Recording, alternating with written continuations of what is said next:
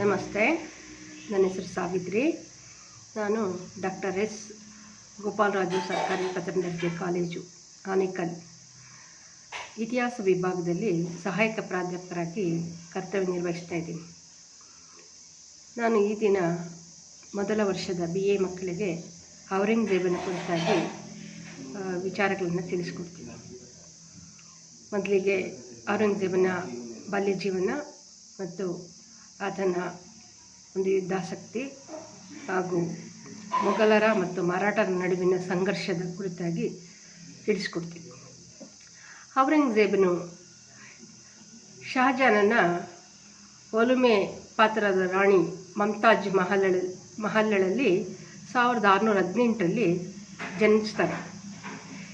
ಇನ್ನಿತರ ತನ್ನ ಮೂವರು ಸಹೋದರರಲ್ಲಿ ದಾರಾ, ಶೋಜಾ ಮತ್ತು ಮುರಾದ.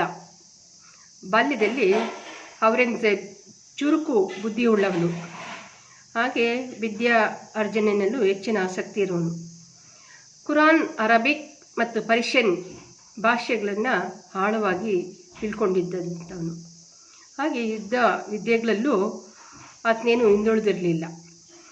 ಕೇವಲ 15 ವರ್ಷ ಇದ್ದಾಗಲೇ ಒಂದು ಮದಿಸಿರೋ ಒಂದು ಆನೆ ಸಲಗವನ್ನು ಅದರ ಸೊಕ್ಕನ್ನು ಅಡಗಿಸಿ ತಂದೆಯಿಂದ ಬಹದ್ದೂರ್ ಎಂಬ ಬಿರುದನ್ನು ಪಡ್ಕೊಂಡಿದ್ದ. ಹಾಗೆ ಅಪ್ರಾಪ್ತ ವಯಸ್ಸಿನಲ್ಲೇ ತಂದೆ ಜೊತೆ ಸೈನ್ಯದೊಡನೆ ಹೋಗ್ತಾ ಇರ್ತಕ್ಕಂಥ ಹವ್ಯಾಸ ಇವನಿಗಿತ್ತು. ಒಟ್ಟಾರೆ ರಣರಂಗದಲ್ಲಿ ಸಮರ ಸೇನಾನಿಯಾಗಿ ಆತ ಸೈ ಎನಿಸ್ಕೊಂಡಿದ್ದ. ಅನಂತರ ತಾನು ಸಿಂಹಾಸನಕ್ಕೆ ಬರೋದಕ್ಕೆ ಏನೆಲ್ಲ ಅಡ್ಡಿ ಆತಂಕಗಳಿದ್ದಾವೆ, ಅಡೆತಡೆಗಳಿದ್ದಾವೆ, ಅವುಗಳನ್ನೆಲ್ಲ ನಿವಾರಣೆ ಮಾಡ್ಕೊಳ್ಳೋದಕ್ಕೆ ಪ್ರಯತ್ನ ಮಾಡಿದ.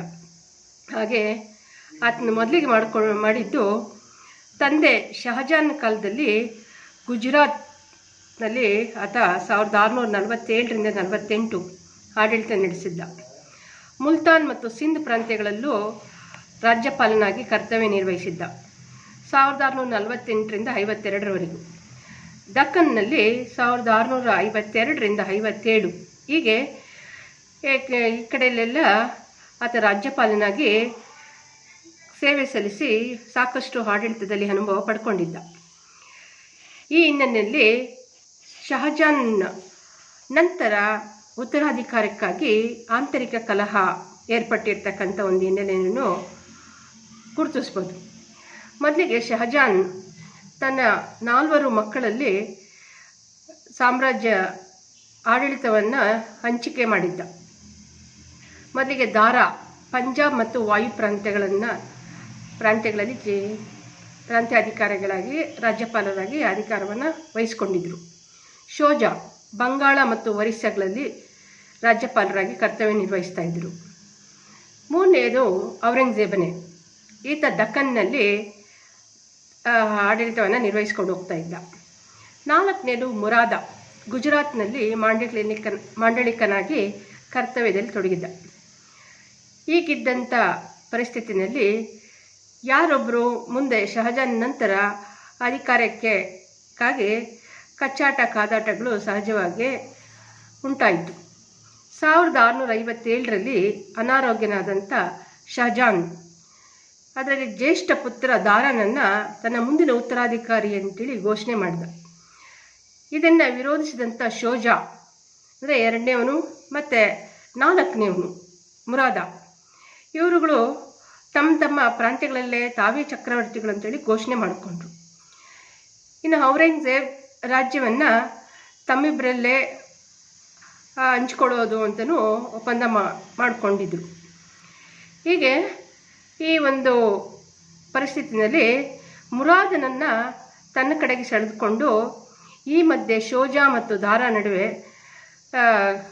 ಏರ್ಪಟ್ಟಂತಹ ಆಂತರಿಕ ಕದನ ಶೋಜನನ್ನು ಸೋಲಿಸಿ ಅವನನ್ನು ಓಡಿಸಿದ್ದು. ಇದಾದ ಮೇಲೆ ಔರಂಗಜೇಬ್ ಮತ್ತು ಮುರಾದನನ್ನು ದಾರಾನ ಮೇಲೆ ಎತ್ಕಟ್ಟಿ ಆತನನ್ನು ಕದನದಲ್ಲಿ ಸೋಲಿಸೋ ಹಾಗೆ ಮಾಡಿದ್ದು. ಇಷ್ಟೆಲ್ಲ ಈ ಒಂದು ಮೋಸ ವಂಚನೆಯಿಂದ ಕುಯುಕ್ತಿಯಿಂದ ಸುಲಭವಾಗಿ 1658ರಲ್ಲಿ ಆಗ್ರಾವನ್ನು ಔರಂಗಜೇಬ್ ವಶಪಡಿಸ್ಕೊಳ್ತಾನೆ. ಅನಂತರ ಔರಂಗಜೇಬ್ ತನ್ನ ಒಂದು ಕುಯುಕ್ತಿ ನೀತಿ ಏನಪ್ಪ ಅಂದರೆ, ತನ್ನ ತಂದೆಯನ್ನೇ ಅನಾರೋಗ್ಯರಾದಂಥ ತಂದೆಯನ್ನು, ಅಸ್ವಸ್ಥರಾಗಿದ್ದಂಥ ತಂದೆನ ಸೆರೆಮನೆಗೆ ತಳ್ಳಿ ಮುರಾದನಿಗೆ ಔತಣಕೂಟದಲ್ಲಿ ವಿಷ ಕೊಟ್ಟು ಕೊಂದು ದಾರನನ್ನು, ಈಗಾಗಲೇ ತಲೆಮರೆಸ್ಕೊಂಡು ಓಡೋಗಿದ್ದಂಥ ದಾರನನ್ನು ಹುಡುಕಿ ಅವನನ್ನು ಕೊಂದು, ಹೀಗೆ ಈ ರೀತಿ ಇವನ ಒಂದು ಅಧಿಕಾರಕ್ಕಾಗಿ ತನ್ನ ಸಹೋದರನನ್ನು ಕೊಂದು ಸ್ವತಃ ತನ್ನ ತಂದೆಯನ್ನು ಕೊಲ್ಲಿಸಿ ಈತ ಅಧಿಕಾರಕ್ಕೆ ಬಂದ ಅಂಥೇಳಿ ಈ ಒಂದು ಹಿನ್ನೆಲೆ 1659ರಲ್ಲಿ ಪಟ್ಟಾಭಿಷಕ್ತನಾಗಿ ಆಲಮ್ಗೀರ್ ಎಂಬ ಬಿರುದನ್ನು ಪಡ್ಕೊಳ್ತಾನೆ. ನಂತರ ಇವನ ಅಧಿಕಾರಕ್ಕೆ ಬಂದ ಕೂಡಲೇ ರಾಜ್ಯ ವಿಸ್ತರಣೆ ಬಗ್ಗೆ ಗಮನ ಕೊಡ್ತಾನೆ. ಅದರಲ್ಲಿ ಮೊದಲಿಗೆ ಈಶಾನ್ಯ ಗಡಿನಾಡ ನೀತಿ ಅನುಸರಿಸ್ತಾನೆ. ಇದು ಅಸ್ಸಾಂ ಸುತ್ತಮುತ್ತಲ ಪ್ರದೇಶಗಳು. ಈಶಾನ್ಯ ಗಡಿ ಭಾಗದಲ್ಲಿ ಔರಂಗಜೇಬ್ ಸಿಂಹಾಸನ ಬಂದ ಕೂಡಲೇ ಆತನ ಗಮನ ಈಶಾನ್ಯ ಗಡಿ ಪ್ರದೇಶಗಳ ಮೇಲೆ. ಇಲ್ಲಿ ಶಾಂತ ಪರಿಸ್ಥಿತಿ ಇದ್ರೂ ಏನೇ ಆಗಲಿ ಶೋಜಾ ಅಸಮರ್ಪಕವಾದಂಥ ಆಳ್ವಿಕೆ ಹೇಳಿ ಆತನನ್ನು ಕೆಳಗಿಳಿಸಿ, ಅಂದರೆ ಆ ಒಂದು ಅಸಮರ್ಥತೆ ಕಾರಣ ಆಗಿ ಅಲ್ಲಿನ ನಿವಾಸಿಗಳು, ಅಸ್ಸಾಮಿನ ಆಹೋಮ ಜನಾಂಗ ಆತನನ್ನು ಕೆಳಗಿಳಿಸೋದಕ್ಕೆ ಈ ಒಂದು ಚಕ್ರಧಾರನ ನಾಯಕತ್ವದಲ್ಲಿ ಅದನ್ನು, ಅಂದರೆ ಅಲ್ಲಿನ ಸೈನ್ಯವನ್ನು ಅಂದರೆ ಔರಂಗಜೇಬನ್ನು ಅಲ್ಲಿಗೆ ಬಂಗಾಳ ರಾಜ್ಯಪಾಲನಾಗಿದ್ದಂಥ ಶೈಸ್ತಾ ಖಾನ್ನ ವಿರುದ್ಧ ದಂಗೆ ಹೇಳ್ತಾರೆ. ಆದರೆ ಬಂಗಾಳದ ರಾಜ್ಯಪಾಲ ಮೀರ್ ಜುಮ್ಲಾನ ನೇತೃತ್ವದಲ್ಲಿ ಈ ಒಂದು ಔರಂಗಜೇಬನ ಸೈನ್ಯ ಅಸ್ಸಾಮಿಗಳನ್ನು ಸೋಲಿಸಿ ಅಸ್ಸಾಮನ್ನು ವಶಪಡಿಸ್ಕೊಳ್ಳೋದಕ್ಕೆ ಯಶಸ್ವಿ ಆಗ್ತಕ್ಕಂಥ ಒಂದು ಹಿನ್ನೆಲೆಯನ್ನು ಗುರುತಿಸ್ತಿದೆ. ಏನೇ ಆಗಲಿ ಮೀರ್ ಜುಮ್ಲಾನ ಅನಂತರ ಬಂಗಾಳದಲ್ಲಿ ರಾಜ್ಯಪಾಲನಾಗಿ ಶೈಸ್ತಾ ಖಾನ್ ಗೌಹತಿ, ಗಂಗಾಪುರ ಮತ್ತು ಪಶ್ಚಿಮ ಅಸ್ಸಾಮನ್ನು ವಶಪಡಿಸಿಕೊಂಡು ಹೀಗೆ ಈ ಅಸ್ಸಾಮಿನಲ್ಲಿ ಕಂಟಕಪ್ರಾಯನಾಗಿ ಆತ ಆಡಳಿತವನ್ನು ನಿರ್ವಹಿಸ್ತಾನೆ. ಕೊನೆಗೆ ಔರಂಗಜೇಬ್ ಈ ಒಂದು ಅಸ್ಸಾಮಿಗಳ ಜೊತೆಗೆ ತನ್ನ ಸಾರ್ವಭೌಮತ್ವ ಒಪ್ಪಿಕೊಳ್ಳುವಂತೆ ಮಾಡಿ ಇದನ್ನು ಒಂದು ಪರಿಸ್ಥಿತಿನಲ್ಲಿ ಶಾಂತಿಯುತವಾದಂಥ ಒಂದು ವ್ಯವಸ್ಥೆಗೆ ಒಪ್ಪಂದದ ಮೂಲಕ ಅಲ್ಲಿನ ಈಶಾನ್ಯ ಗಡಿ ನೀತಿಯನ್ನು ಬಗೆಹರಿಸ್ಕೊಳ್ಳೋ ಒಂದು ನಿಟ್ಟಿನಲ್ಲಿ ಔರಂಗಜೇಬ್ ಶಕ್ತಿಯಿಂದ ಆಗದೇ ಇರತಕ್ಕಂಥದ್ದು ಯುಕ್ತಿಯಿಂದ ಬಗೆಹರಿಸ್ಕೊಳ್ಳೋ ನೀತಿಯನ್ನು ಔರಂಗಜೇಬ್ ಮನಗಾಣ್ತಾನೆ.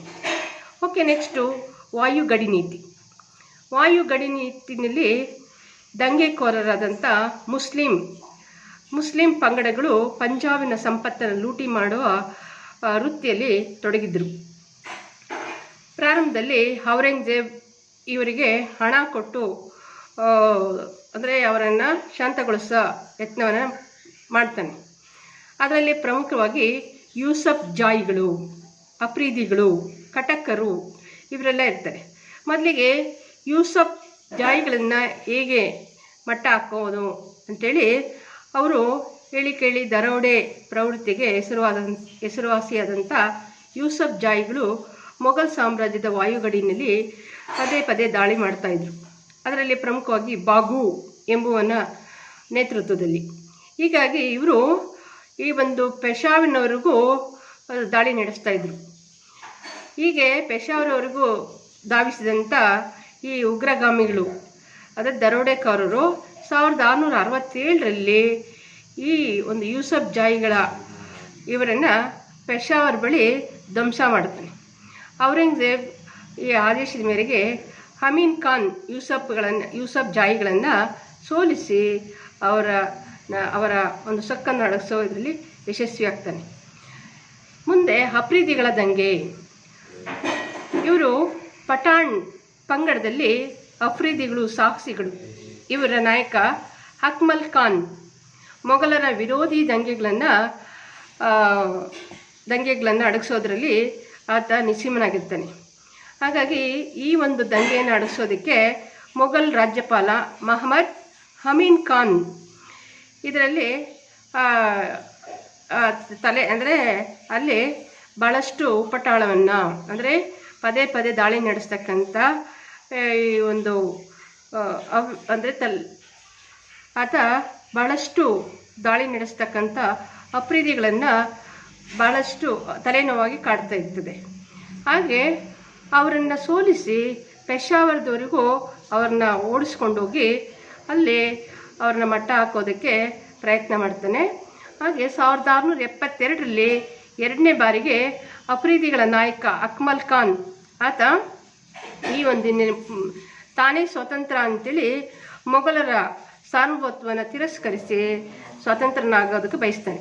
ಇದನ್ನು ಎದುರಿಸೋದಕ್ಕೆ ಈ ಮೊಘಲರ ನಾಯಕ ಅಮೀನ್ ಖಾನ್ ಅವನ ಕೈಯಿಂದಲೂ ಸಾಧ್ಯ ಆಗಲಿಲ್ಲ. ಹಾಗಾಗಿ ಅಕ್ಮಲ್ ಖಾನ್ ನಂತರ ಆಫ್ಘನ್ ತರುಣರು ಈ ಮುಂದಿನ ಅಂದರೆ ಹಾಗೆ ಈ ದಾಳಿ ಪದೇ ಪದೇ ನಡೀತಾನೆ ಬರ್ತಾ ಇದೆ. ಮುಂದೆ ಕಟಕ್ಕರ ನಾಯಕರಲ್ಲಿ ಕುಸ್ಲು ಖಾನನನ್ನು ಹೇಗೆ ದಮನ ಮಾಡಬೇಕು. ಹೀಗಾಗಿ ಕುಸ್ಲು ಖಾನ್ ಸಹ ಗಡಿ ನಾಡುಗಳಲ್ಲಿ ಭಾಳಷ್ಟು ಅವರ ಗಡಿಗಳಲ್ಲಿ ಇರ್ತಕ್ಕಂಥ ಅವ್ರನ್ನೆಲ್ಲ ಕೂಡಿಸ್ಕೊಂಡು ದಂಗೆ ಹೇಳ್ತಕ್ಕಂಥ ಪ್ರವೃತ್ತಿ ಉಳ್ಳವನಾಗಿರ್ತಾನೆ. ಈ ಪಠಾಣರನ್ನು ಅಡಗಿಸೋದು ಔರಂಗಜೇಬನ ಪ್ರತಿನಿಧಿಯಾಗಿದ್ದ ಅಫ್ಘಾನಿಸ್ತಾನಿಗೆ ಭಾಳ ತಲೆನೋವಾಗಿತ್ತು. ಹಾಗೆ ಈ ಒಂದು ಅಲ್ಲಿನ ರಾಜ್ಯಪಾಲ ಮಹಮ್ಮದ್ ಖಾನ್ ದಂಗೆಕೋರರ ಪರವಾಗಿ ಇವನನ್ನು ಹತ್ತಿಕ್ಕೋದಕ್ಕೆ ಪ್ರಯತ್ನ ಮಾಡ್ತಾನೆ. ಈ ಒಂದು ಹಿನ್ನೆಲೆಯಲ್ಲಿ ಮೊಘಲ್ ಸೈನ್ಯ ಶತ್ರುವನ್ನು ಸೆರೆ ಹಿಡಿದು ಸೆರೆಮನೆಗೆ ತಳ್ಳಿತು. ಅನಂತರ ಬಿಡುಗಡೆಯಾದ ಕುಸ್ಲು ಖಾನ್ ಮತ್ತು ಅಕ್ಮಲ್ ಖಾನನ ನಡುವೆ ಸೇರಿಕೊಂಡು ಆತ ಮೊಘಲರ ವಿರುದ್ಧ ಯುದ್ಧವನ್ನು ಹೂಡೋದಕ್ಕೆ ಎಲ್ಲ ಸಿದ್ಧತೆಗಳನ್ನು ಮಾಡ್ಕೊಳ್ತಾನೆ. ಹೀಗೆ ಈ ಒಂದು ಹಿನ್ನೆಲೆಯಲ್ಲೂ ಈ ಒಂದು ಕಟುಕ್ ಖಾನರನ್ನು ಸೋಲಿಸೋದಲ್ಲಿ ಔರಂಗಜೇಬನು ವಿಫಲ ಆಗ್ತಾನೆ. ಅಂದರೆ ಔರಂಗಜೇಬ್ ದಂಗೆಕೋರರ ಪಕ್ಷದ ಅಧಿಕಾರಿಗಳಿಗೆ ಲಂಚ ಕೊಟ್ಟು ಅಂದರೆ ಶಕ್ತಿಯಿಂದ ಆಗದೇ ಇರೋದು ಯುಕ್ತಿಯಿಂದ ಗೆಲ್ಲೋದಕ್ಕೆ ಈತ ಪ್ರಯತ್ನ ಮಾಡ್ತಾನೆ. ಕೊನೆಗೆ ಈ ಒಂದು ಗಡಿ ಪ್ರಾಂತ್ಯ ಈಶಾನ್ಯ ಗಡಿ ಮತ್ತು ವಾಯುಗಡಿ ಪ್ರಾಂತ್ಯಗಳ ಒಂದು ಫಲಿತಾಂಶ ಏನಪ್ಪ ಅಂದರೆ ಸಾಕಷ್ಟು ಮೊಘಲ್ ಸೈನ್ಯಕ್ಕೆ ಆರ್ಥಿಕ ಹೊರೆ ಉಂಟಾಯಿತು. ಯುದ್ಧಗಳಿಂದಾಗಿ ಆಫ್ಘನ್ನರು ವಿರೋಧವನ್ನು ಕಟ್ಕೊಳ್ಬೇಕಾಯಿತು. ಹೀಗಾಗಿ ದಕ್ಷಿಣದಲ್ಲಿದ್ದಂಥ ಸೈನ್ಯವನ್ನು ಕರೆಸ್ಕೊಳ್ಳೋ ಒಂದು ಪ್ರಯತ್ನವೂ ಮಾಡ್ತಾನೆ. ಇಂಥ ಒಂದು ಸಂದರ್ಭದಲ್ಲಿ ದಕ್ಕನ್ನಲ್ಲಿ ಮರಾಠರ ನಾಯಕ ಶಿವಾಜಿ ಏಳಿಗೆ ಅವಕಾಶ ಮಾಡಿಕೊಟ್ಟಂತಾಗುತ್ತೆ. ಹೀಗೆ ಈ ಒಂದು ಹಿನ್ನೆಲೆಯಲ್ಲಿ ಮೊಘಲ್ ಸೈನ್ಯ ಅಪಾರವಾದಂಥ ನಷ್ಟ ಜೊತೆಗೆ ಅವಮಾನವೂ ಆಯಿತು. ಮುಂದೆ ಔರಂಗಜೇಬನ ರಜಪೂತ ನೀತಿ, ಇದನ್ನು ಸಪ್ರೇಟಾಗಿ ಔರಂಗಜೇಬನ ರಜಪೂತ ನೀತಿನ 10 ಮಾರ್ಕ್ಸ್ ಕೇಳ್ಬೋದು ಅಥವಾ 5 ಮಾರ್ಕ್ಸ್ ಕೇಳ್ತಾರೆ. ಔರಂಗಜೇಬನ ರಜಪೂತ ನೀತಿನಲ್ಲಿ ರಜಪೂತರ ಜೊತೆಗೆ ಉತ್ತಮ ಸೌಹಾರ್ದತೆಯನ್ನು ಉಳ್ಳವನಾಗಿರಲಿಲ್ಲ. ಅಕ್ಬರ್ ಬಿಟ್ಟರೆ ಔರಂಗಜೇಬನು ವಿರುದ್ಧವಾಗಿ ಆತ ರಜಪುತ್ರರಿಗೆ ಜೊತೆ ಸ್ನೇಹ ಸೌಹಾರ್ದತೆಯನ್ನು ಇಟ್ಕೊಂಡಿರಲಿಲ್ಲ. ಇದು ಪೂರ್ಣ ಭಾರತವನ್ನೇ ಮುಸ್ಲಿಂ ದೇಶವನ್ನಾಗಿ ಮಾಡುವ ಹೆಬ್ಬಯಕೆ ಔರಂಗಜೇಬನಿಗಿತ್ತು. ಅಂದರೆ ಈ ಕಟ್ಟ ಮುಸ್ಲಿಂ ಅಭಿಮಾನಿಯಾಗಿದ್ದಂಥ ಔರಂಗಜೇಬ್ ಇನ್ನಿತರ ಧರ್ಮಗಳನ್ನು ಭಾಳ ಉದಾರತೆಯನ್ನು ನಡೆಸ್ಕೊಂಡಿಲ್ಲ ಅಂತಲೇ ಭಾವಿಸ್ಬೋದು. ಕ್ರೂರ ದೃಷ್ಟಿಗೆ ಬಲಿಯಾಗಿದ್ದವರಲ್ಲಿ ಪ್ರಮುಖವಾಗಿ ರಜಪುತ್ರರು. ಹೀಗಾಗಿ ಅವನ ಜೀವಿತ ಅವಧಿಯಲ್ಲಿ ರಜಪುತ್ರ ಜೊತೆಗೆ ಒಮ್ಮೆನೂ ಸೌಹಾರ್ದಯುತವಾಗಿ ನಡೆದುಕೊಂಡವನಲ್ವೇ ಅಲ್ಲ ಅಂಥೇಳಿ ಗುರುತಿಸ್ಬೋದು. ಅವ್ರ ಬಗ್ಗೆ ಅಂತೂ ಸಹಾನುಭೂತಿಯ ಸೌಹಾರ್ದತೆಯನ್ನು ಉದಾರತೆಯನ್ನು ಸಹ ಅವನು ತೋರಲಿಲ್ಲ. ಹೀಗೆ ಇನ್ನಿತರ ಮಾರವಾಡದ ಪ್ರಕರಣದಲ್ಲೂ ಅಷ್ಟೇ ಆತ ಅಲ್ಲಿನ ಅಜಿತ್ ಸಿಂಗ್ ಹೀಗೆ 36 ಲಕ್ಷಕ್ಕೆ ಈ ಒಂದು ಮಾರವಾಡವನ್ನು ಮಾರಿರ್ತಕ್ಕಂಥದ್ದನ್ನು ಕಂಡು. ಇಷ್ಟಾದರೂ ಅಜಿತ್ ಸಿಂಗನನ್ನು ಮಾರವಾಡದ ಅರಸ ಅಂಥೇಳಿ ಆತ ಗುರುತಿಸದೆ ಆತನಿಂದ ಅನಂತರ ಅಜಿತ್ ಸಿಂಗ್ ನಂತರ ತನ್ನ ಆಸ್ಥಾನದಲ್ಲಿ ಪಕ್ಕ ಮುಸಲ್ಮಾನನಾಗಿ ಅಂದರೆ ಅಜಿತ್ ಸಿಂಗ್ನನ್ನು ಮತಾಂತರಗೊಳಿಸ್ತಕ್ಕಂಥ ಕೆಲಸಗಳು ಆಯಿತು. ರಾಥೋಡದ ನಾಯಕ ದುರ್ಗಾದಾಸ್ ಇದನ್ನು ಬಹು ಎಚ್ಚರಿಕೆಯಿಂದ ಅಜಿತ್ ಸಿಂಗ್ನನ್ನು ಮತ್ತು ಆತನ ತಾಯಿಯನ್ನು ಈ ಸುಲ್ತಾನನ ಅರಮನೆಯಿಂದ ಬಿಡುಗಡೆ ಮಾಡಬೇಕು ಅಂತೇಳಿ ಪ್ರಯತ್ನ ಮಾಡ್ತಾನೆ. ಅಜಿತ್ ಸಿಂಗನಿಗೆ ಮುಸ್ಲಿಂ ಧರ್ಮದಿಂದ ಮತಾಂತರಗೊಂಡಿರ್ತಕ್ಕಂಥದ್ದು ಹಿನ್ನೆಲೆಯಿಂದಲೂ ಮತ್ತು ಆತನ ಕುಟುಂಬವನ್ನು ರಕ್ಷಣೆ ಮಾಡೋದು ರಾಥೋಡ್ ನಾಯಕ ದುರ್ಗಾದಾಸನು ಬಹು ಎಚ್ಚರಿಕೆಯಿಂದ ಕಾರ್ಯನಿರ್ವಹಿಸ್ತಾನೆ. ಹೀಗಾಗಿ ಇದನ್ನು ತಿಳಿದಂಥ ಔರಂಗಜೇಬ್ ಬಹಳ ಕೋಪಗೊಂಡು ಅಪಾರ ಸೈನ್ಯವನ್ನು ಕಳಿಸಿ ಮಾರವಾಡನ್ನು ಸಂಪೂರ್ಣ ಧ್ವಂಸ ಮಾಡ್ತಾನೆ. ಅದೇ ರೀತಿ ಮುಂದೆ ಬರ್ತಕ್ಕಂಥ ಚಿತ್ತೂರು ಮತ್ತು ಉದಯಪುರ ದೇವಾಲಯಗಳನ್ನು ಧ್ವಂಸ ಮಾಡಿಕೊಂಡು ಬರ್ತಾರೆ. ಹಾಗೆ ಮುಂದೆ ಈ ಒಂದು ಮಾರವಾಡದ ಪ್ರಕರಣಕ್ಕೆ ಸಂಬಂಧಪಟ್ಟಾಗೆ ಮೇವಾಡದ ರಾಣಾ ರಾಜಾ ಸಿಂಗ್ ಈತನು ರಜಪುತ್ರರಿಗಾದಂಥ ಅನ್ಯಾಯವನ್ನು ಖಂಡಿಸಿ ಆತ ಪ್ರಳಯಾಗ್ನಿಯಂತೆ ಶತ್ರು ಜೊತೆ ಹೋರಾಡೋದಕ್ಕೆ ಧಾವಿಸ್ತಾನೆ. ಹೀಗಾಗಿ ಆದರೂ ಸಹ ಪ್ರಾರಂಭದಲ್ಲಿ ಮೊಘಲರಿಗೆ ಜಯ ಆಗುತ್ತೆ. ಅನಂತರ ಈ ಉದಯಪುರ ಮತ್ತು ಚಿತ್ತೂರುಗಳಲ್ಲೂ ಸಹ ಆತನು ಜಯಗಳಿಸಿ ಯುವರಾಜ 2ನೇ ಅಕ್ಬರ್ನನ್ನು ನೇಮಿಸ್ತಾನೆ. ಔರಂಗಜೇಬ್ ನೇಮಿಸಿಬಿಟ್ಟು ದೆಹಲಿಗೆ ಬರ್ತಾನೆ. ಅನಂತರ ರಜಪುತ್ರರು 2ನೇ ಅಕ್ಬರನ್ನು ಬೇಗ ಅಂದರೆ ಅವನನ್ನು ಸೋಲಿಸಿ ಕೆಳಗೆ ಇಳಿಸ್ತಾರೆ. ಈ ಒಂದು ಹಿನ್ನೆಲೆಯಿಂದ ಔರಂಗಜೇಬ್ ಇನ್ನೂ ಜಾಸ್ತಿ ಕೋಪ ಬಂದು ಅಂದರೆ ಅವನಿಗೆ ಇನ್ನಷ್ಟು ರಜಪುತ್ರರ ಮೇಲೆ ಈ ಒಂದು ದ್ವೇಷ ವೈಷಮ್ಯವನ್ನು ಬೆಳೆಸ್ಕೊಳ್ಳೋ ಪರಿಸ್ಥಿತಿ ಉಂಟಾಗುತ್ತೆ. ಹಾಗೆ ಮುಹಜಾಮ್ರನ್ನು ಈ ಒಂದು ಅಂದರೆ ಆ ಒಂದು ರಜಪುತ್ರರನ್ನು ಸೋಲಿಸೋದಕ್ಕೆ ಹಜಮ್ ಮತ್ತು ಮುಹಜಾಮ್ರನ್ನು ಸೈನ್ಯ ದಂಡನಾಯಕತ್ವವನ್ನು ವಹಿಸಿ ಕಳಿಸ್ಕೊಡ್ತಾನೆ.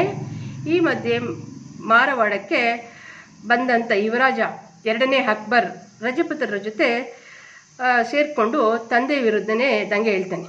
ಅಂದರೆ ಅಂದರೆ ಔರಂಗಜೇಬನ ಮಕ್ಕಳಲ್ಲಿ 2ನೇ ಅಕ್ಬರ್ ರಜಪುತ್ರರ ಜೊತೆ ಸೇರಿಕೊಂಡು ತಂದೆ ವಿರುದ್ಧನೇ ದಂಗೆ ಹೇಳ್ತಕ್ಕಂಥ ಒಂದು ವಾತಾವರಣ ಉಂಟಾಗುತ್ತೆ. ಅದ್ರ ಜೊತೆಗೆ ತಾನೇ ಮೊಘಲ್ ಸಾಮ್ರಾಟ ಅಂತೇಳಿ 2ನೇ ಅಕ್ಬರ್ ಘೋಷಣೆ ಮಾಡ್ಕೊಳ್ತಾನೆ.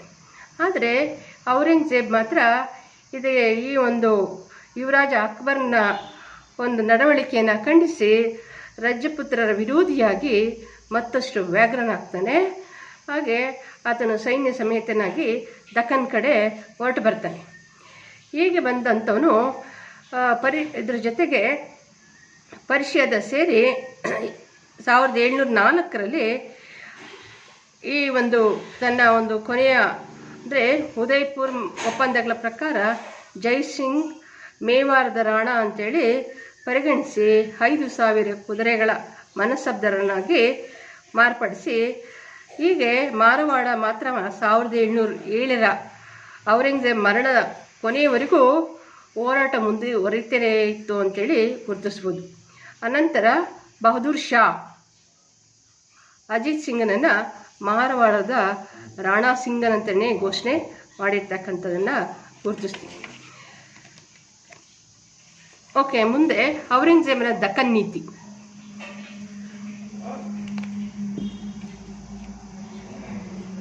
ಔರಂಗಜೇಬನ ಕಾಲದಲ್ಲಿ ಉಪರಾಜಧಾನಿ ದೌಲತಾಬಾದ್, ದೇವಗಿರಿ ಅಥವಾ ದೌಲತಾಬಾದ್ ಆತನ 2ನೇ ರಾಜಧಾನಿಯಾಗಿತ್ತು. ಮೊದಲ ರಾಜಧಾನಿ ಆಗ್ರಾ, ದೆಹಲಿ ಮತ್ತು ಉಪರಾಜಧಾನಿ ದೌಲತಾಬಾದ್ ಅಂತೇಳಿ. ಇದು ಮೊದಲಾರ್ಧ ಭಾಗದಲ್ಲಿ ಔರಂಗಜೇಬ್ ಮೊದಲಾರ್ಧ ಭಾಗದಲ್ಲಿ ಉತ್ತರ ಭಾರತದಲ್ಲೇ ಕಳೆದ್ರೂ ಆತ ದಕ್ಷಿಣ ಭಾರತದ ಕಡೆ ಅವನು ನಿರ್ಲಕ್ಷ್ಯ ತಾಳಿದ್ದ ಅಂತೇಳಿ ಗುರುತಿಸ್ತಾರೆ. ಏನೇ ಆಗಲಿ ದಕ್ಕನ್ ಬಗ್ಗೆ ಅವನಿಗೆ ಆಸಕ್ತಿ ವಹಿಸೋದಕ್ಕೆ ಮುಖ್ಯ ಕಾರಣ ಈ ಒಂದು ದಕ್ಕನ್ನಲ್ಲಿ ಮೊಘಲ್ ಸಾಮ್ರಾಜ್ಯ ವಿಸ್ತರಣೆ ಉದ್ದೇಶ ಇತ್ತು. ಉತ್ತರ ಭಾಗದ ಸಂಪೂರ್ಣ ವಿಸ್ತರಣೆ ನಂತರ ಮೊಘಲ್ ಸಾಮ್ರಾಜ್ಯವನ್ನು ದಕ್ಷಿಣ ಭಾರತ ಕಡೆ ವಿಸ್ತರಣೆ ಮಾಡೋ ಮಹತ್ವಾಕಾಂಕ್ಷಿ ಇದ್ದಂಥ ಔರಂಗಜೇಬ್ ದಕ್ಕನ್ನಲ್ಲಿ ಶಿಯಾ ಪಂಗಡ ಬಹಮನಿ ರಾಜ್ಯಗಳ ಅಸ್ತಿತ್ವವನ್ನು ಆತನಿಗೆ ಸುನ್ನಿ ಹಾನಿಯಾಗಿದ್ದಂಥ ಮುಸ್ಲಿಂ ಪಂಗಡದಲ್ಲಿ ಶಿಯಾ ಮತ್ತು ಸುನ್ನಿ ಪಂಗಡದಲ್ಲಿ ಈ ಸುನ್ನಿ ಪಂಗಡದವನಾದಂಥ ಔರಂಗಜೇಬ್ ಶಿಯಾಗಳನ್ನು ವಿರೋಧಿಸ್ತಾ ಇದ್ದ.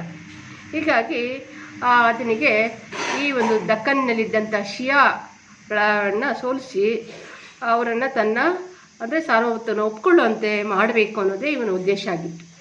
ಹಾಗೆ ದಕ್ಕನ್ ಉತ್ತರದ ಸೋತಂಥ ಅರಸರುಗಳಿಗೆ ಆಶ್ರಯ ಕೊಟ್ಟಿರೋದು ಇವನ ಕೆಂಗಣ್ಣಿಗೆ ಗುರಿಯಾಗಿತ್ತು.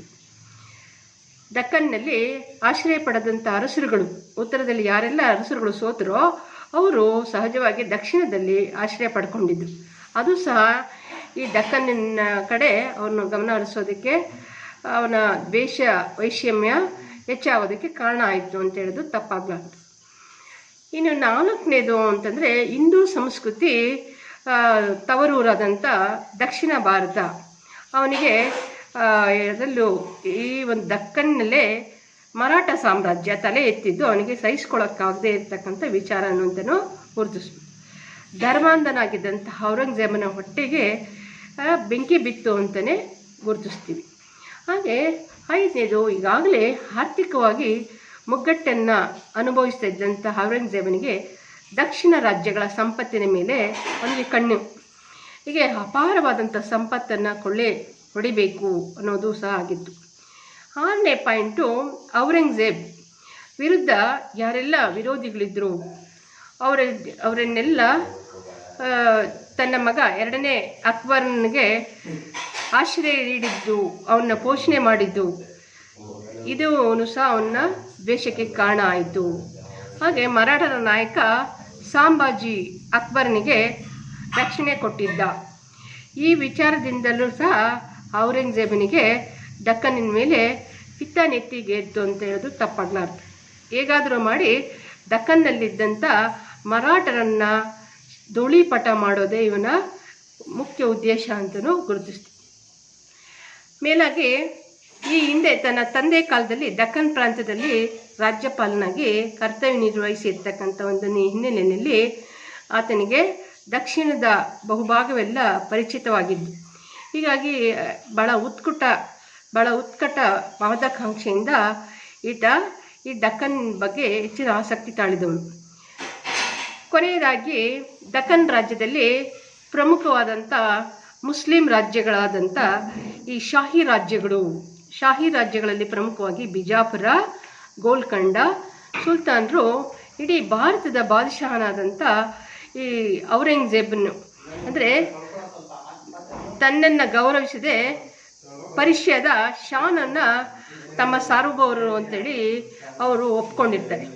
ಆದರೆ ಇದು ಔರಂಗಜೇಬನಿಗೆ ಈ ಒಂದು ವಿಚಾರ ಭಾಳಷ್ಟು ಸಹಿಸ್ಕೊಳ್ಳೋಕ್ಕಾಗದೇ ಇರೋಷ್ಟು ಸಂಕಟ ಆಗಿರ್ತಕ್ಕಂಥದ್ದು ಕಾಣ್ತದೆ. ಏನೇ ಆಗಲಿ ಇಸ್ಲಾಮಿಕ್ ಪ್ರಪಂಚದ ಮುಖಂಡ ತಾನು ತನ್ನ ಸಾರ್ವಭೌಮತ್ವವನ್ನು ಇವರು ಒಪ್ಕೊಳ್ಬೇಕು, ಗೌರವಿಸಬೇಕು ಅಂಥೇಳಿ ಇದೆಲ್ಲ ವಿಚಾರಗಳು ಔರಂಗಜೇಬನ ನೆಮ್ಮದಿಗೆ ಭಂಗ ತಂದಿರ್ತಕ್ಕಂಥ ಒಂದು ಹಿನ್ನೆಲೆಯಲ್ಲಿ ದಕ್ಕನ್ನಿನ ಮೇಲೆ ತನ್ನ ಒಂದು ದಾಳಿ ಅಥವಾ ದಕ್ಕನ್ನನ್ನು ತನ್ನ ಪಾದಾಕ್ರಾಂತವನ್ನಾಗಿ ಮಾಡ್ಕೊಳ್ಳೋದಕ್ಕೆ ಪ್ರಯತ್ನ ಮಾಡಿದ್ರು ಅಂತ ಹೇಳಿದ್ರು ತಪ್ಪಾಗಲಾರ್ದು.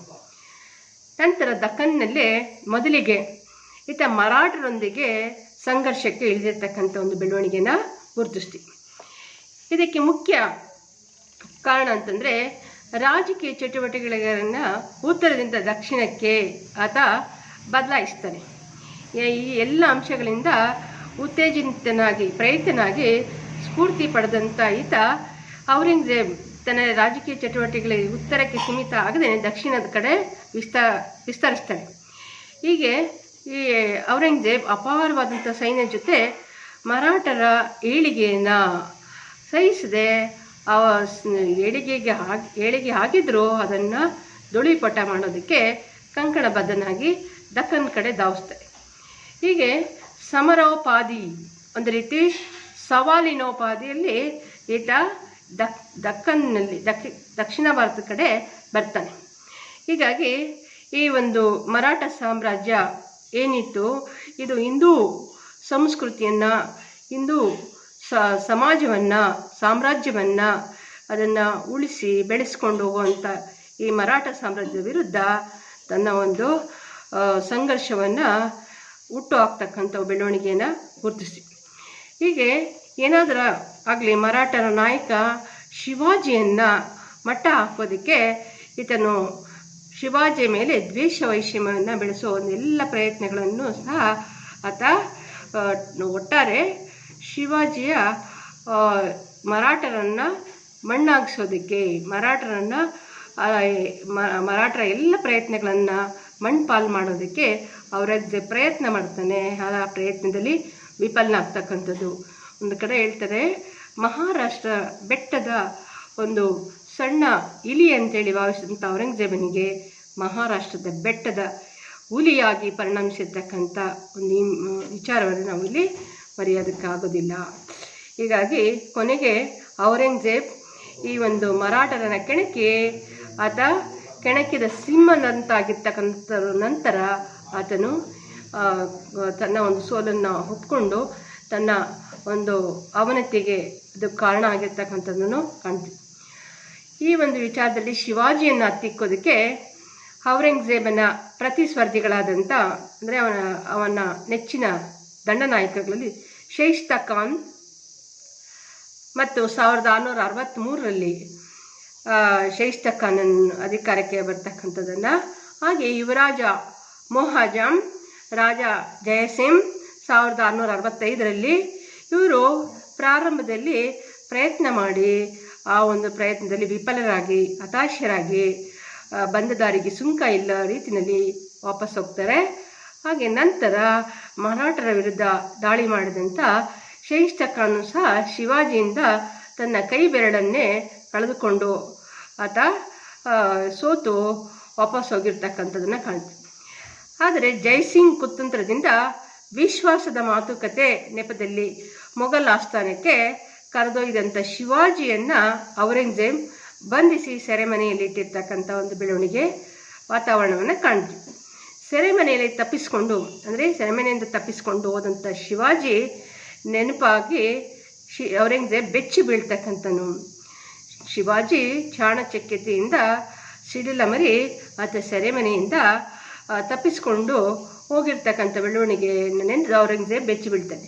1680ರ ಅವಧಿನಲ್ಲಿ ಶಿವಾಜಿ ಆತ ಕೊನೆ ಅವಧಿವರೆಗೂ ಔರಂಗಜೇಬ್ ನಿಶ್ಚಿಂತೆಯಿಂದ ನಿದ್ದೆ ಮಾಡಿಲ್ಲ ಅಂಥೇಳಿ, ಮಾಡಿದ್ದೇ ದುರ್ಬಲ ಅಂದರೆ ವಿರಳ. ಏನಪ್ಪ ಅಂತಂದರೆ ಅವನಿಗೆ ಬೆಚ್ಚಿ ಬೀಳ್ತಕ್ಕಂಥ ಸಿಂಹ ಸ್ವಪ್ನವಾಗಿ ಕಾಡಿರ್ತಕ್ಕಂಥ ಒಂದು ವಾತಾವರಣ ನಾವು ಇಲ್ಲಿ ಗುರುತಿಸ್ತೀವಿ. 1680ರಲ್ಲಿ ಶಿವಾಜಿ ಮರಣ ಆದಮೇಲೆ ಆತ ನೆಮ್ಮದಿಯಿಂದ ನಿಟ್ಟುಸಿರು ಬಿಡ್ತಾನೆ ಅಂತೇನೆ. ಶಿವಾಜಿ ಮಗ ಸಾಹು ಈತನನ್ನು ಔರಂಗಜೇಬ್ ಬಂಧಿಸಿ ನಂತರ ತನ್ನ ಅಂತಃಪುರಕ್ಕೆ ಕರೆದೊಯ್ದು ಅಲ್ಲಿ ತನ್ನ ಪುತ್ರಿ ಇಂದ ರಾಜಕೀಯ ಪಾಠವನ್ನು ಕಲಿಸ್ತಕ್ಕ ಗಿಣಿಗೆ ಕೊಡುವಷ್ಟು ಆಹಾರವನ್ನು ಕೊಟ್ಟು ಪೋಷಿಸತಕ್ಕಂಥ ಒಂದು ಬೆಳವಣಿಗೆಯನ್ನು ಗುರುತಿಸಿ. ಏನೇ ಆಗಲಿ, ಉತ್ತರದಿಂದ ಓಡಿ ಬಂದಂಥ ಯುವರಾಜ ಅಕ್ಬರ್ನಿಗೆ ಆಶ್ರಯ ನೀಡಿದವನು ಸಂಭಾಜಿ. ಹೀಗಾಗಿ ಅನಂತರ ಈ ಮೊಘಲ್ ಸೆರೆಮನೆ ಸೇರಿದಂಥ ಆತನ ಮಗ ಸಾಹು ಔರಂಗಜೇಬನ ಮಗ ಬಹದ್ದೂರ್ ಶಹಾನಿಂದ ಬಿಡುಗಡೆ ಹೊಂದಿರತಕ್ಕಂಥ ಒಂದು ಬೆಳವಣಿಗೆಯನ್ನು ಗುರುತಿಸ್ತೀವಿ. ಹೀಗೆ ಸಂಭಾಜಿ 1689ರಲ್ಲಿ ಮರಣ ಹೊಂದುತ್ತಾನೆ. ರಾಜಾರಾಮ್ ಅವನ ನಂತರ ಬಂದಂಥ ವಿಧವೆ ತಾರಾಬಾಯಿ ಮೊಘಲರ ವಿರುದ್ಧ ಹೋರಾಟವನ್ನು ಮುಂದುವರಿಸ್ತಕ್ಕಂಥ ಬೆಳವಣಿಗೆಯನ್ನು ಗುರುತಿಸ್ತೀವಿ. ಔರಂಗಜೇಬ್ ಎಷ್ಟೇ ಪ್ರಯತ್ನ ಪಟ್ಟರು ಮರಾಠರನ್ನು ಹತ್ತಿಕ್ಕೋದಕ್ಕೆ ಅವನಿಂದ ಸಾಧ್ಯ ಆಗಲಿಲ್ಲ. ಹಾಗಾಗಿ 1689ರಿಂದ 90ರಲ್ಲಿ ಸಂಭಾಜಿಯ ಮರಣದ ವೇಳೆಗೆ ಅಕ್ಬರ್ನ ಅಧಿಕಾರದ ಒಂದು ಉತ್ತುಂಗ ಮಟ್ಟಕ್ಕೆ ತಲುಪಿತು. ಭಾರತದಲ್ಲಿ ಔರಂಗಜೇಬನ ಸಾಮ್ರಾಜ್ಯ ವಿಸ್ತರಣೆ ಉತ್ತುಂಗ ಮಟ್ಟಕ್ಕೆ ತಲುಪಿತ್ತು. ನಂತರ ಇವನ ಸಾಮ್ರಾಜ್ಯದ ಗಡಿಗಳನ್ನು ಪಶ್ಚಿಮದಲ್ಲಿ ಕಾಬೂಲ್ನಿಂದ ಹಿಡಿದು ಪೂರ್ವದಲ್ಲಿ ಚಿತ್ತಗಾಂಗ್ ಅವರಿಗೂ, ಉತ್ತರದಲ್ಲಿ ಕಾಶ್ಮೀರದಿಂದ ದಕ್ಷಿಣದಲ್ಲಿ ಕಾವೇರಿ ನದಿವರೆಗೂ ವಿಸ್ತರಿಸಿರ್ತಕ್ಕಂಥ ಒಂದು ಹಿನ್ನೆಲೆಯನ್ನು ಜೈನ್ ಸರ್ಕಾರ್ ಅವರು ಸಹ ಇದನ್ನು ಪಟ್ಟಿದ್ದಾರೆ. ಎಲ್ಲವೂ ಸಹ ಆತನಿಗೆ ಒಂದು ಲಾಭದಾಯಕವಾಗಿ ಕಂಡು ಬಂದರೂ ಅವನಿಗೆ ಎಲ್ಲವೂ ಕೈ ಬಿಟ್ಟು ಹೋಯ್ತೋನೋ ಅನ್ನೋ ಒಂದು ಅನುಭವ. ಹೀಗೆ ಅಂತ್ಯದ ಆರಂಭ ಅನ್ನೋ ರೀತಿಯಲ್ಲಿ ಭರವಸೆ ಇಲ್ಲದ ಅಂತ್ಯದ ಅಂಧಾಕಾರ ಜೀವನದ ಒಂದಾಗುತ್ತೆ ಅಂತೇಳಿ. ಅಂತ್ಯ ಅನ್ನೋಂದರೆ ಆರಂಭ ಅಂತ ಹೇಳ್ತಾರೆ. ಹಾಗೆ ಭರವಸೆಗಳೇ ಇಲ್ಲದೇನೆ ಆತನ ಅಂತ್ಯ ಅಂಧಾಕಾರದಿಂದ ಮುಳುಗಿತ್ತು ಅನ್ನೋದನ್ನೇ ಗುರುತಿಸ್ತೀವಿ. ಏನೇ ಆಗಲಿ, ಬಿಜಾಪುರದ ಆಕ್ರಮಣ ದಕ್ಕನ್ನಲ್ಲಿ ಪ್ರಮುಖವಾಗಿ ಮರಾಠರೊಂದಿಗೆ ಸಂಘರ್ಷಕ್ಕಿಳಿದಂಥ ತದನಂತರ ಅಲ್ಲಿಂದ ಮುಂದೆ ಆತನ ಒಂದು ದಾಳಿ ಬಿಜಾಪುರದ ಆಕ್ರಮಣವನ್ನು ಕೈಗೊಳ್ಳುತ್ತೆ. 1686ರಲ್ಲಿ ಸಿಕ್ಕಂದರ್ ಆದಿಲ್ ಶಾ ಮುಸ್ಲಿಮನೇ ಆದರೂ ಉದಾರಿ ಶಿಯಾ ಪಂಥದವನು, ಕಟ್ಟ ಸಂಪ್ರದಾಯವಾದಿಯಾಗಿದ್ದ ಸುನ್ನಿ ಪಂಥ ಆದಂಥ ಔರಂಗಜೇಬ್ ಈ ಒಂದು ಸುಲ್ತಾನನ ವಿರುದ್ಧ ಬಹಳ ಕ್ರೋಧಗೊಂಡು ಆತನನ್ನು ಸೆರೆ ಹಿಡಿಯೋ ನಿಟ್ಟಿನಲ್ಲಿ ಜೊತೆಗೆ ಮರಾಠರ ನೆರವನ್ನು ಪಡ್ಕೊಂಡಿರ್ತೇನೆ ಸುಲ್ತಾನ. ಹೀಗಾಗಿ ಇದನ್ನು ತಿಳಿದಂಥ ಔರಂಗಜೇಬ್ ಬಿಜಾಪುರದ ಮೇಲೆ ಯುದ್ಧವನ್ನು ಘೋಷಣೆ ಮಾಡ್ತಾನೆ. ಈ ಒಂದು ಯುದ್ಧ ಯುವರಾಜ ಅಜಾಮ್ ನೇತೃತ್ವದಲ್ಲಿ ಮೊಘಲ್ ಸೇನೆ ಬಿಜಾಪುರದ ಸುಲ್ತಾನನನ್ನು ಸೋಲಿಸೋದಕ್ಕೆ 1682ರಲ್ಲಿ ಹಿನ್ನಡೆ ಉಂಟಾಗುತ್ತೆ.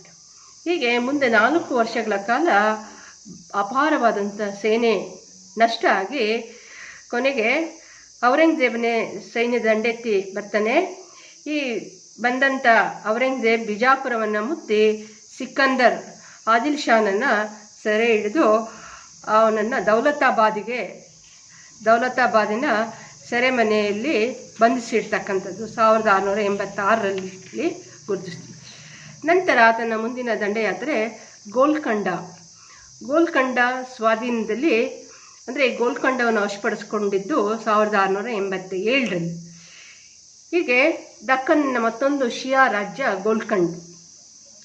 ಗೋಲ್ಕಂಡ ಇದನ್ನು ಆಳ್ವಿಕೆ ಮಾಡ್ತಾ ಇದ್ದವನು ಹುದಬ್ ಸಂತತಿಯ ಸುಲ್ತಾನ ಅಬ್ದುಲ್ ಹಸನ್. ತನ್ನ ಆಸ್ಥಾನದಲ್ಲಿ ಮಾದಣ್ಣ, ಅಕ್ಕಣ್ಣ ಇವರೆಲ್ಲ ಹಿಂದೂ ಮಂತ್ರಿಗಳನ್ನು ಆತ ಇಟ್ಕೊಂಡಿದ್ದು ಔರಂಗಜೇಬನ ಒಂದು ಹಿಂದೂಗಳನ್ನು ಕಂಡ್ರೆ ಅವನಿಗೆ ಸಹಿಸ್ಕೊಳ್ಳೋಕ್ಕಾಗದೇ ಇರ್ತಕ್ಕಂಥ ಹಿಂದೂಗಳ ತಲೆ ಕಂಡ್ರೆ ತಲೆಗಂದ ಜಜಿಯಾ ಕಂದಾಯವನ್ನು ವಿಧಿಸ್ತಕ್ಕಂಥ ಸ್ವಭಾವದವ ಔರಂಗಜೇಬ್. ಹೀಗೆ ಹಿಂದೂಗಳು ಈ ಮುಸಲ್ಮಾನರ ಆಸ್ಥಾನದಲ್ಲಿರೋದನ್ನು ಕಂಡು ಅವನಿಗೆ ಮನಃಶಾಂತಿ ಇಲ್ಲದ ಆಗಾಯಿತು. ಹಾಗಾಗಿ ಮೊಘಲರ ಜೊತೆ ಈತ ವಿಶೇಷವಾಗಿ ದಾಳಿ ನಡೆಸ್ತಕ್ಕಂಥ ಒಂದು ಹಿಂದಿನಿಂದ ಅಲ್ಲದೆ ಮೊಘಲರ ವಿರುದ್ಧ ಮರಾಠರಿಗೆ ಅನಂತರ ಬಿಜಾಪುರದ ಸುಲ್ತಾನರಿಗೆ ಸಹಾಯ ನೀಡಿದ್ದು ಅಬ್ದುಲ್ ಹಸನ್ನ ಮಹಾಪರಾಧ ಆಯಿತು. ಇವೆಲ್ಲ ಕಾರಣಗಳಿಂದ ಔರಂಗಜೇಬನು ಸ್ವತಃ ದಂಡೆತ್ತಿ ಬಂದು ಅಬ್ದುಲ್ ಹಸನ್ನನ್ನು ಸೋಲಿಸೋದಕ್ಕೆ ಪ್ರಯತ್ನ ಮಾಡ್ತಾನೆ. ಆದರೆ ಅದು ವಿಫಲ ಆಯಿತು. ಗೋಲ್ಕಂಡದ ಕೋಟೆ ಭಾಳ ಅಭೇದ್ಯವಾಗಿ ಭದ್ರವಾಗಿತ್ತು. ಕೊನೆಗೆ ಆತ ಮೋಸದಿಂದ ಕುಯುಕ್ತಿಯಿಂದ ಈ ಒಂದು ಕೋಟೆಯನ್ನು ಭೇದಿಸೋದಕ್ಕೆ ಅಲ್ಲಿನ ಕಾವಲುಗಾರರ ಮೊರೆ ಹೋಗಿ ಅಂದರೆ ಸಹಾಯ ಪಡೆದು ಗೋಲ್ಕಂಡ ಕೋಟೆಯನ್ನು ದಕ್ಷಿಣ ಭಾಗದ ಮುಖಂಡ ಅಬ್ದುಲ್ ಪಾನಿ ಎಂಬವನಿಗೆ ಲಂಚ ಕೊಟ್ಟು ಕೋಟೆಯ ಬಾಗಿಲನ್ನು ತೆಗೆಸ್ತಾನೆ. ಹೀಗೆ ಗೋಲ್ಕೊಂಡ ಸೇನಾ ದಂಡನಾಯಕ ಮೀರ್ ಮೊಹಮ್ಮದ್ ಇಬ್ರಾಹಿಂ ಔರಂಗಜೇಬನ ಆಮಿಷಕ್ಕೊಳಗಾಗಿ ಈ ಒಂದು ಕೋಟೆಯ ಬಾಗಿಲನ್ನು ತೆರೆದು ಹೀಗೆ ಸುಲಭವಾಗಿ ಔರಂಗಜೇಬ್ ಕೋಟೆಯನ್ನು ವಶಪಡಿಸ್ಕೊಳ್ತಾನೆ. ಹೀಗೆ ಔರಂಗಜೇಬ್ ಮತ್ತು ಇಬ್ರಾಹಿಂ ಇವರಿಬ್ಬರು ಈ ಒಂದು ಅಬ್ದುಲ್ ಹಸನ್ ಮತ್ತು ಇಬ್ರಾಹಿಂ ಔರಂಗಜೇಬನಿಗೆ ಶರಣಾಗಿ ತನ್ನ ಒಂದು ಪಶ್ಚಾತ್ತಾಪ ಪಡ್ತಕ್ಕಂಥ ಒಂದು ಪರಿಸ್ಥಿತಿ ಈ ಇಬ್ರಾಹಿಮಿಗೆ ಸೇರ್ತಕ್ಕಂಥದ್ದು. ಏನೇ ಆಗಲಿ ಗೋಲ್ಕೊಂಡ ಮೊಘಲರ ವಶ ಆಯಿತು. ಅನಂತರ ತಂಜಾವೂರು, ತಿರುಚನಾಪಳ್ಳಿಯ ದಂಡಯಾತ್ರೆಯನ್ನು ಸಹ ಮುಗಿಸ್ಕೊಂಡು ಆತ ಈ ಒಂದು ಅವರಿಂದ ಅಂದರೆ ದಕ್ಷಿಣ ಭಾರತದ ಪ್ರಾಂತ್ಯಗಳನ್ನೆಲ್ಲ ಗೆದ್ದು ಅವರುಗಳಿಗೆ ಆ ಪ್ರಾಂತ್ಯಗಳನ್ನು ಕೊಟ್ಟು ಅವರಿಂದ ಕೇವಲ ಕಪ್ಪ ಕಾಣಿಕೆಯನ್ನು ಮಾತ್ರ ವಸೂಲಿ ಮಾಡಿಕೊಂಡು ತನ್ನ ಸಾರ್ವಭೌಮತ್ವವನ್ನು ಒಪ್ಕೊಳ್ಳುವಂತೆ ಮಾಡಿ ಅದನ್ನು ಉತ್ತರ ಭಾರತದ ಕಡೆ ಹೊರಡ್ತಾನೆ. ಇದಿಷ್ಟು ದಕ್ಕನ್ನಿನ ನೀತಿ. ಔರಂಗಜೇಬನ ದಕ್ಕನ್ ನೀತಿಯ ಪರಿಣಾಮಗಳೇನು? ದಕ್ಕನ್ ಔರಂಗಜೇಬನನ್ನು ಕೆಲವೊಂದು ವಿಚಾರಗಳಲ್ಲಿ ಬಹಳ ತನಗೆ ಅಸಮಾಧಾನ ಆಯಿತು. ಅಂದರೆ ಬಹುದೂರದ ದಕ್ಕನ್ ರಾಜ್ಯವನ್ನು ಗೆದ್ರೂ ಕೆಲವೊಂದು ವಿಚಾರಗಳಲ್ಲಿ ಅವನಿಗೆ ಕೆಲವೊಂದು ರಾಜರುಗಳು ಅವನಿಗೆ ಅಧೀನ ಆಗಿರಲಿಲ್ಲ. ಈ ನಿಟ್ಟಿನಲ್ಲಿ ಅಪಾರ ಹಣ ವ್ಯಯವಾಯಿತು. ಅಂದರೆ ಖಜಾನೆ ಬರಿದಾಗ್ತಕ್ಕಂಥ ಒಂದು ಹಿನ್ನೆಲೆಯನ್ನು ಗುರುತಿಸಿ ಒಟ್ಟಲ್ಲಿ ಅಪಾರವಾದಂಥ ನಷ್ಟ ಆಯಿತು. ಓಕೆ, ಮತ್ತೊಂದು ಎರಡನೇದೇನಪ್ಪ ಅಂದರೆ ದಕ್ಕನ್ ಪ್ರಾಂತ್ಯಗಳು ಬಹುಕಾಲ ಅವನ ಅಧೀನದಲ್ಲಿ ಉಳಿದಿಲ್ಲ. ಆತನಿಗೆ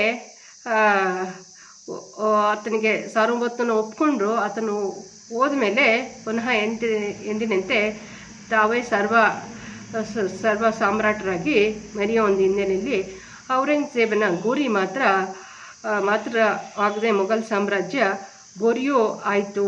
ಅವನು ಸೋತಿದ್ದಷ್ಟೇ ಅಲ್ಲ, ಇಡೀ ಮೊಘಲ್ ಸಾಮ್ರಾಜ್ಯಕ್ಕೆ ಅವನತಿಯತ್ತ ಸಾಗೋದಕ್ಕೆ ಇದೇ ಕಾರಣ ಆಯಿತು ಅಂತಲೂ ಭಾವಿಸ್ತಾರೆ.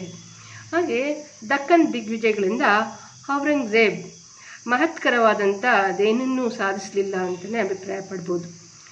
ಹೀಗೆ ಅದು ಏನೇ ಇದ್ರೂ ಒಂದು ರೀತಿ ಅಂತ್ಯದ ಆರಂಭ ಆಗಿತ್ತು. ಅಲ್ಲಿಂದಲೇ ಅವನ ಪತನ, ಆತನ ಒಂದು ಅವನತಿ ಪ್ರಾರಂಭ ಆಯಿತು ಅಂತಲೇ ತಿಳಿಬೋದು. ಮೂರನೇದು ಬಿಜಾಪುರ ಗೋಲ್ಕಂಡಗಳ ಆಕ್ರಮಣದಲ್ಲಿ ಇರ್ತಕ್ಕಂಥದ್ದನ್ನು ಇದು ಸಾಮ್ರಾಜ್ಯ ವಿಸ್ತರಣೆ ಆಗಿರಲಿಲ್ಲ.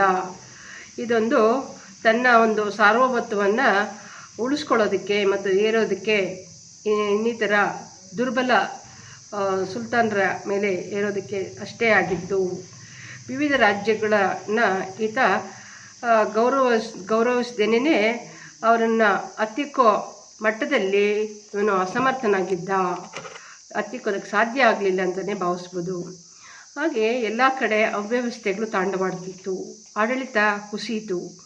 ಪ್ರಾಂತ್ಯಗಳಲ್ಲಿ ಪ್ರಾಂತ್ಯ ಅಧಿಕಾರಿಗಳು, ರಾಜ್ಯಪಾಲರುಗಳು ಸ್ವತಂತ್ರರಾಗಿ ಆಳ್ವಿಕೆಗೆ ಬರ್ತಾಯಿದ್ರು.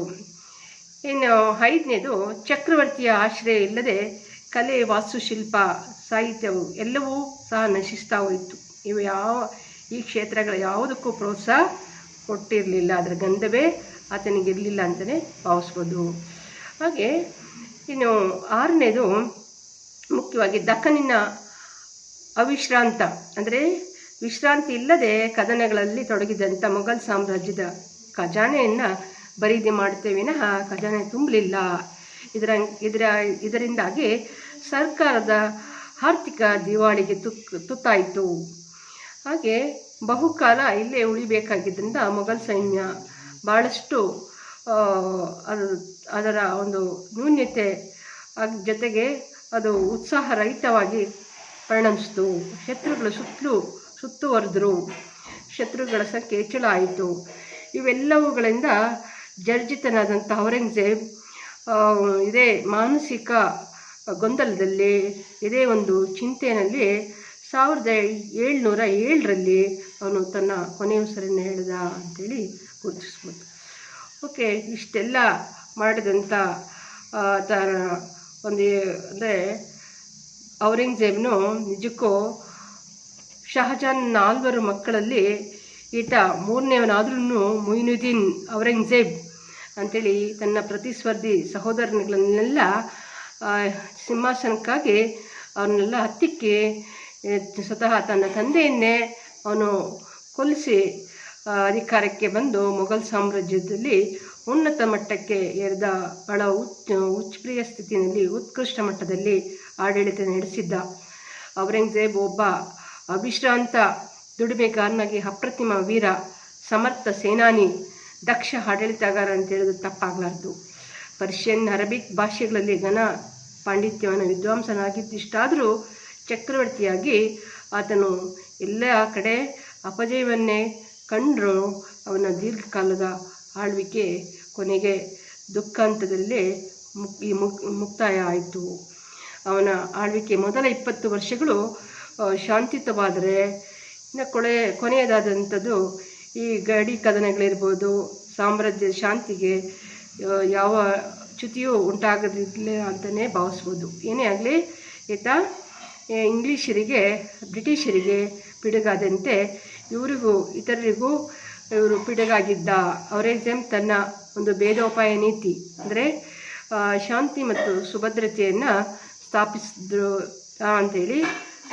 ಅಂತೇಳಿ ಮುಂದಿನ 30 ವರ್ಷಗಳ ಆಳ್ವಿಕೆಯಲ್ಲಿ ದಕ್ಷಿಣ ಕದನಗಳಲ್ಲೇ ಕಳೆದು ಅವನ ಶ್ರಮ ಹಾಗೂ ಸಮಯ ನಿರರ್ಥಕವಾಯಿತು, ಸಾರ್ಥಕ ಆಗಲಿ. ಕೊನೆಗೆ ರಣರಂಗದಲ್ಲೇ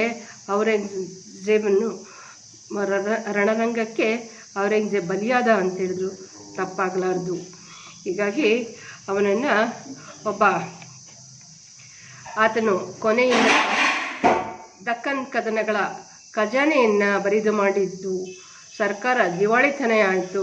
ವೇತನದ ಬಾಕಿಯಿಂದ ಉಪವಾಸಗ್ರಸ್ತರಾದಂಥ ಸೈನಿಕರು ಸಹ ಒಂದು ಕಡೆ ದಂಗೆ ಎದ್ರು. ಆತನ ಆಳ್ವಿಕೆ ಕೊನೆಯ ದಿನಗಳಲ್ಲಿ ಬಂಗಾಳದ ದಕ್ಷ ದಿವಾನ ಮುರ್ಷಿದ ಕುಲಿ ಖಾನ್ ಒಬ್ಬನಿಂದ ತಪ್ಪದೆ ಸಂದಾಯ ಆಗ್ತಾ ಇತ್ತು. ಸಂದಾಯ ಚಕ್ರವರ್ತಿ ಅರಮನೆಗೆ ಮತ್ತು ಸೈನ್ಯದ ಖರ್ಚಿಗೆ ಇದೇ ಮೂಲಾಧಾರ ಆಗಿತ್ತು. ಅದರಿಂದ ಬರ್ತಾ ಚಕ್ರವರ್ತಿ ಮುಂಗಾಲಿನಲ್ಲಿ ನಿಂತು ಅದನ್ನು ಕಾದುಕೊಳ್ತಿದ್ದ. ಇನ್ಯಾರೊಬ್ಬರು ಈ ಒಂದು ಕಂದಾಯನಾಗಲಿ ಇನ್ನು ಯಾವ ಕಡೆ ಇದರಿಂದಲೋ ಲಾಭದಾಯಕವಾದಂಥ ಯಾವುದೇ ಕ್ಷೇತ್ರಗಳಿಂದ ವರಮಾನವನ್ನು ಆತ ಎದುರು ನೋಡೋ ಸಾಧ್ಯತೆ ಇರಲಿಲ್ಲ ಅಂಥೇಳಿ ಜೈನ್ ಸರ್ಕಾರವರು ಸಹ ಅಭಿಪ್ರಾಯಪಟ್ಟಿರ್ತಕ್ಕಂಥದ್ದು. ಈ ಹಿನ್ನೆಲೆಯಲ್ಲಿ ಈ ಇದನ್ನು ಅರ್ಥಪೂರ್ಣವಾಗಿ ತಿಳಿಸ್ಕೊಟ್ಟಿದ್ದಾರೆ. ಏನಪ್ಪ ಅಂದರೆ, ಸ್ಪೇನಿನ ಹುಣ್ಣು ನೆಪೋಲಿಯನ್ ನಾಶ ಮಾಡಿರೋ ಹಾಗೆ ದಕ್ಕನ್ನಿನ ಹುಣ್ಣು ಔರಂಗಜೇಬನನ್ನು ಸುಡ್ತು, ಅದರಿಂದನೇ ಅವನು ನಾಶ ಆದ ಅಂಥೇಳಿ ಈ ಮಾತು ಭಾಳ ಅರ್ಥಪೂರ್ಣವಾಗಿರ್ತಕ್ಕಂಥದ್ದು. ಔರಂಗಜೇಬನಿಗೆ ಅರ್ಥಪೂರ್ಣವಾಗಿ ಅನ್ವಯಿಸ್ತಕ್ಕಂಥದ್ದನ್ನು ನಾವಿಲ್ಲಿ ಸ್ಮರಿಸ್ಬೋದು. ಓಕೆ, ನೆಕ್ಸ್ಟು ಔರಂಗಜೇಬನ ಕಾಲದ ಧಾರ್ಮಿಕ ನೀತಿ. ಇಷ್ಟು ಹೇಳಿ ನನ್ನ ಮಾತುಗಳನ್ನು ಮುಗಿಸ್ತೀನಿ. ಧನ್ಯವಾದಗಳು.